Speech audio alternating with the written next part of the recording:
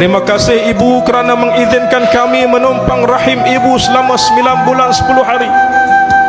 Terima kasih ibu kerana telah bersusah payah melahirkan kami sehingga terkoyak isi ibu, terluka kulit ibu, tertumpah darah ibu, dan bercucuran air mata ibu kerana menahan kesakitan dan penderitaan.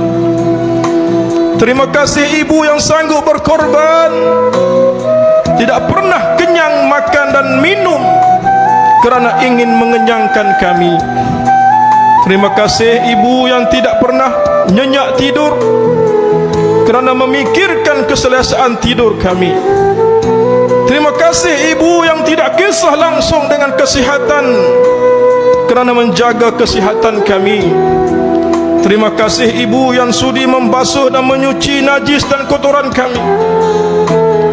Terima kasih ibu yang tidak pernah mengungkit dan bersungut dalam melayan kerenah kami sewaktu kami kecil.